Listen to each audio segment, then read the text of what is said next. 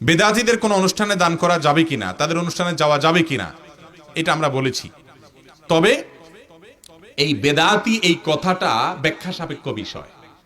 অনেক লোক আছে ভিন্ন মতের হইলে বেদাতি বানায় দেয়, আছে না নেই? মতে একটু বেশ কম হয়ে গেলে তারা কি বানায় দেয়? বেদাতি। আর নিজে দাঁতি, নিজে দাঁতি। আর ভিন্ন মত হলে সে কি? বেদাতি, তার দাঁত নেই। আরে ভাই, বেদাতি বলা হয় ওই ব্যক্তিকে যে ইসলাম মানার ক্ষেত্রে কোরআন আর হাদিসের ধার ধারে না। কোরআন আর হাদিসের ধার ধারে না। সে তার বাপ দাদা 14 গোষ্ঠী ময় মুরব্বী যা করে তা করে, কোরআন হাদিসে কি আছে এটা দেখে না। এই হলো কি? বেদাতি। ইসলামের মূল বিষয়গুলা কোরআন হাদিসে যেভাবে আছে এটাকে উল্টায় দিছে, এ হলো কি? বেদাতি। কিন্তু একজন মানুষ কোরআন এবং হাদিস থেকে একটা বুঝ গ্রহণযোগ্যতার লেভেল পর্যন্ত, আবার কোরআন হাদিস দিয়া তো বেদাতিরাও দলিল দেয়, সেটা আবার চলবে না।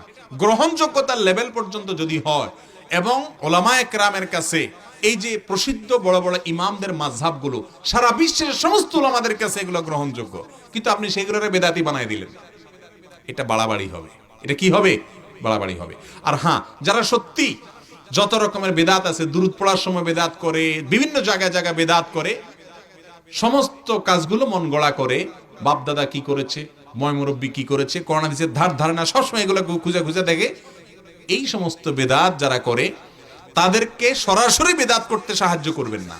কিন্তু ভাইরা আমার, ডক্টর খন্দকার আব্দুল্লাহ জাহাঙ্গীর রাহিমাহুল্লাহ বলতেন, বেদাতিও আমার ভাই, বেদাতিও আমার।